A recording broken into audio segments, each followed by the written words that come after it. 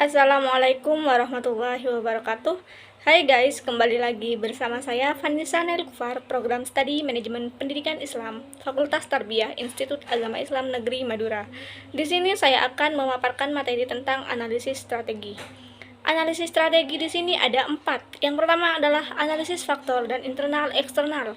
Analisis faktor internal adalah proses di mana perencanaan strategi mengkaji faktor internal lembaga untuk menentukan di mana lembaga memiliki kekuatan dan kelemahan yang berarti sehingga dapat mengelola peluang secara efektif dan menghadapi ancaman yang terdapat dalam lingkungan. Faktor internal dalam lembaga pendidikan juga mencakup keseluruhan kehidupan lembaga pendidikan yang dapat dikendalikan baik oleh pimpinan maupun oleh anggota. Faktor internal dalam lembaga pendidikan juga mencakup keseluruhan kehidupan lembaga pendidikan yang dapat dikendalikan baik oleh pimpinan maupun oleh anggota lembaga yang bersangkutan. Yang kedua, ada analisis faktor internal dan eksternal dengan sistem silang dalam analisis SWOT. Analisis SWOT digunakan untuk mengidentifikasi faktor internal kekuatan dan kelemahan suatu perusahaan serta faktor eksternal, peluang, dan ancaman yang dihadapi perusahaan. Analisis SWOT merupakan analisis yang berguna untuk membangun strategi yang tepat. Sedangkan analisis SWOT di sini adalah analisis lingkungan dilakukan dengan berupa menyeimbangkan kekuatan dan kelemahan internal organisasi dengan peluang dan ancaman lingkungan eksternal. Menurut Whelan dan Hauger adalah dalam Solihin salah satu alat analisis situasi yang telah digunakan selama bertahun-tahun dan banyak digunakan oleh perusahaan untuk membangun strategi adalah analisis SWOT.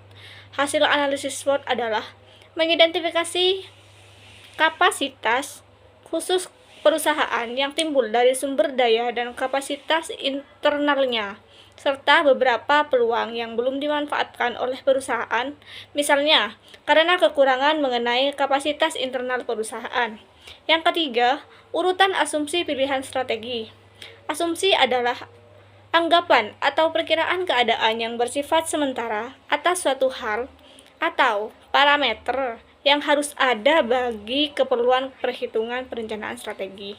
Membuat asumsi dilakukan karena situasi masa depan yang pasti belum bisa diketahui. Misalnya, situasi ekonomi makro sebuah negara di mana situasi tersebut sangat mempengaruhi perencanaan strategis.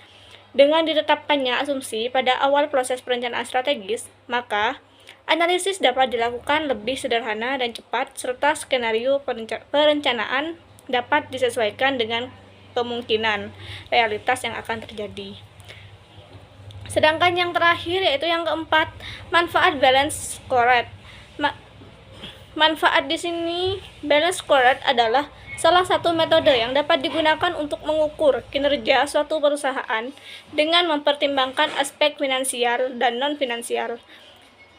Balance scorecard di sini sebagai alat pengukur kinerja perusahaan memiliki keunggulan yang mampu menerjemahkan misi dan strategi perusahaan menjadi tujuan yang terukur berdasarkan 4 perspektif, yaitu yang pertama perspektif keuangan, yang kedua perspektif pelanggan, yang ketiga proses bisnis internal, dan yang terakhir perspektif pembelajaran dan pertumbuhan.